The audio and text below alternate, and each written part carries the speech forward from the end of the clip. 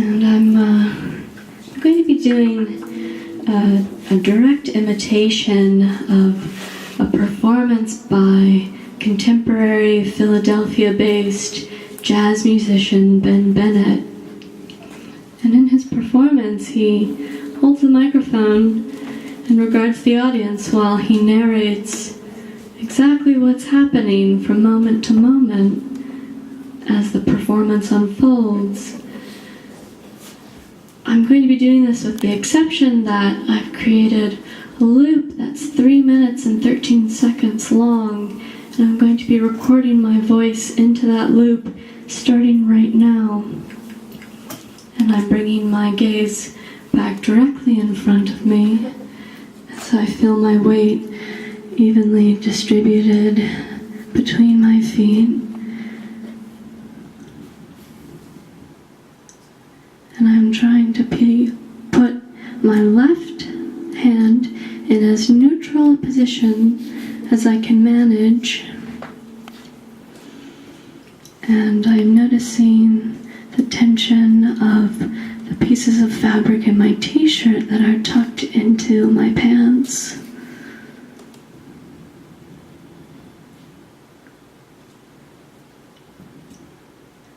And I'm keeping my gaze focused directly ahead of me without focusing on anything, but I can still make out a great deal in my peripheral vision without having to focus on it.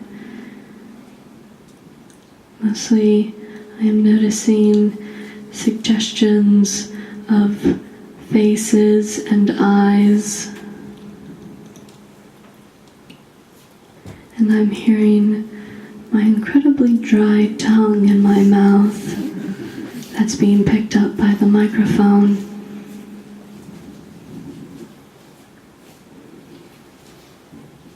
And I'm bringing my gaze back to straight ahead, and I can feel a warmth on the outsides of my biceps, despite feeling cold for most of the evening.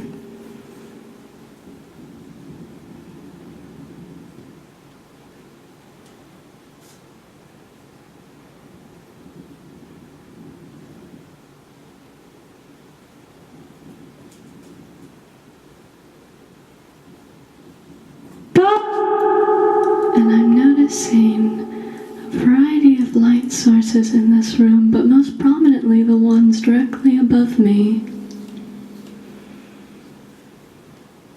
And I'm also noticing a chilled sensation in my left pinky and ring finger, and a slight numbness in my left thumb and index finger.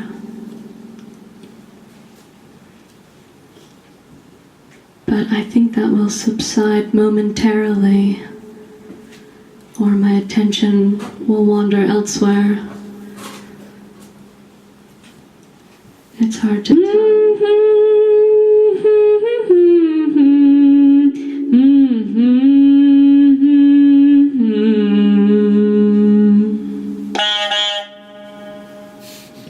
And that was the sound to indicate that 3 minutes and 13 seconds has elapsed. So I feel and now you are hearing evenly the earlier recording of my voice between my feet, blending with the voice that I'm speaking with right now. And I think it's fairly easy to follow along with what I am saying, and despite competing with the earlier recording. And it's interesting when the pause coincided with the other pause just in my t-shirt that are tucked into my pants. And now I'm going to switch hands. And I'm keeping my gaze focused directly ahead of me without focusing on anything. Stretching my right hand, I can still make out, because it had become quite tense from holding the microphone as still as possible having to focus in front of my face. Mostly, I'm noticing, and I can now see two bright points of lights and from the Christmas lights behind the bar that are being eclipsed and then revealed again by a bobbing head directly in front of me. In my mouth that's being picked up by the microphone. And I'm noticing a similarity in the quality of my voice now and the quality of my voice in the initial recording. And I'm going to try to ease the microphone away from my face a little bit so I'm picking up less of my breath and it sounds perhaps less claustrophobic. On the outsides of my biceps, despite feeling cold for most of the evening. And I'm noticing a relaxed feeling in my legs. Generally, they have not locked into position, which they have in the past when I've done this.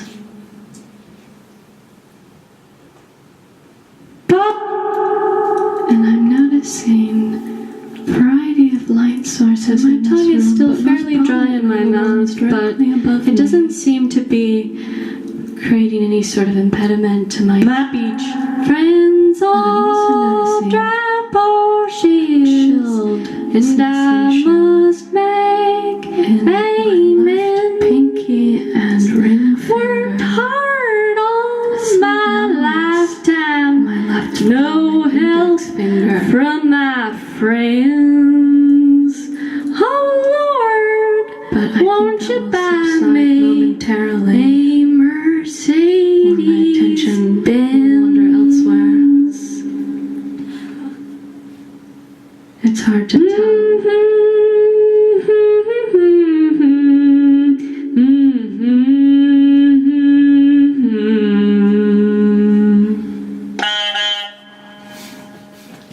And that was the sound familiar with the sound 3 that indicates that the loop has repeated itself. And now we're hearing 3 layers of my voice right now, my speaking voice blending with the 2 previous recordings right now. And I'm wondering if the loop pedal privileges the earlier recording, or if because I'm now competing with the sound of my earlier recorded voices that I'm speaking at a higher volume and with more clarity, so as to be understood by the audience. T-shirt that are tucked into my pants. And now I'm going to switch hands. And I'm keeping my gaze focused directly ahead of me. I'm going to allow my gaze to wander now a bit. As I'm stretching my right hand now, the various light sources and reflections that I am noticing the microphone as still as possible, the reflective ceiling in front of my face, and also in the white walls that I can see. If I look as far as I can down the hallway, and I can just make out 2 glowing letters of an exit sign lights behind at the very end of the hallway, eclipsed and then revealed again by a bobbing head directly in front of me. My mouth, and I am adjusting my fingers. And I'm noticing a similarity in the more relaxed and neutral grip on the microphone and the initial recording. And I'm going to try to ease the microphone away from my face a little bit so I'm picking up less of my breath and it sounds perhaps less claustrophobic. On the outsides of my biceps. And now I'm bringing my gaze back to the front and focusing straight ahead at a small pink square that I can see balanced on a shelf, which I assume is for sale. They have not locked into position, which they have in the past, and now my eyes are wandering again to another exit sign which I can clearly see. But Lord, won't you buy me a Mercedes?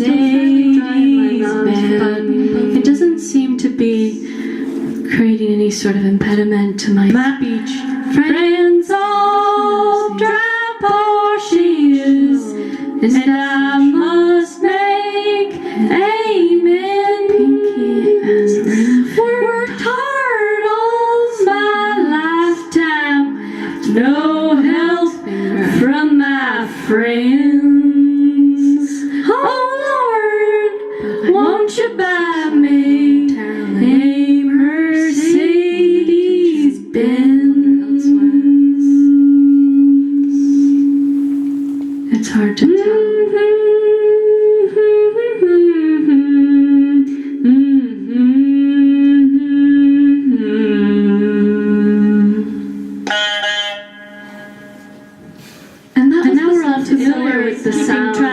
indicates the layers, and we know that now you hear itself. 4 layers of my voice, 3 layers of my voice right now, my speaking with now, and the initial recording, and then 3 minutes and 13 seconds after that, and 3 minutes and 13 seconds after that. And I'm now trying to speak as clear as possible, competing with the sound of my earlier recorded voices that I'm saying at a higher volume, despite competing with 3 other versions of myself by the audience that are tucked into my pants.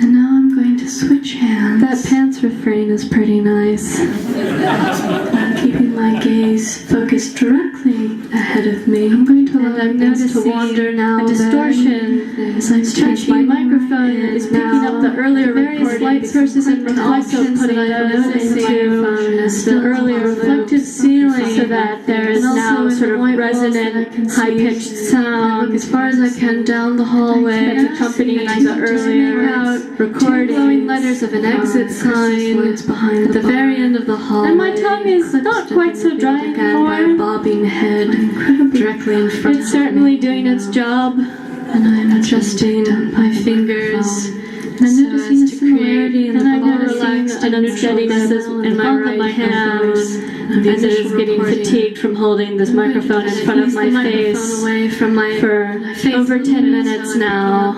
Less of my breath, and it sounds perhaps less claustrophobic. I'm counting on you, Lord. Please don't let me down, but prove that you love me. And by the next round, oh Lord, won't you buy me a night on the town? Which I can clearly see.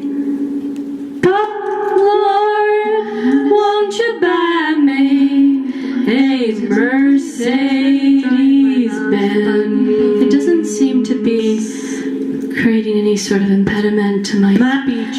Friends all drive Porsches, and I must make amends.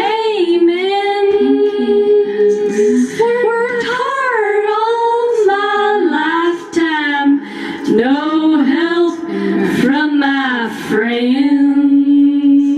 Oh Lord, won't you buy me a Mercedes-Benz? It's hard to tell.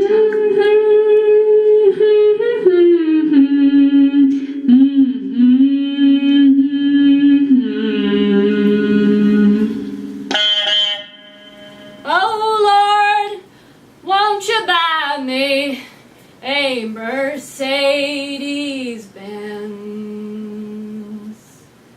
My friends all drive Porsches, and I must make amends.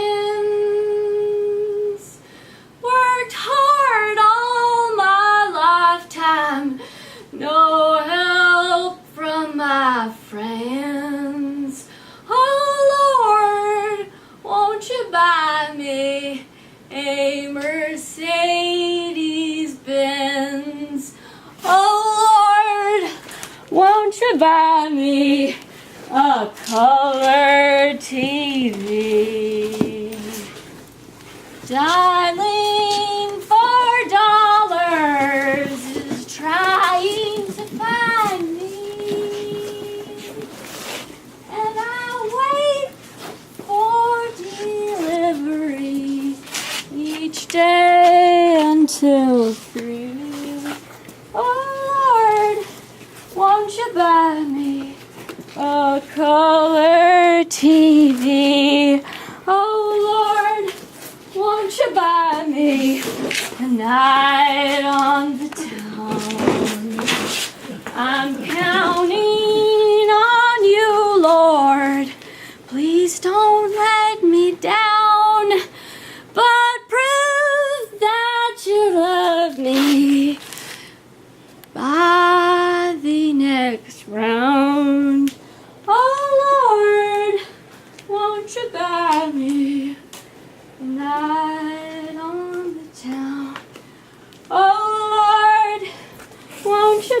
buy me a Mercedes Benz. My friends all drive Porsches, and I must make amends. Worked hard all my lifetime. No help from my friends.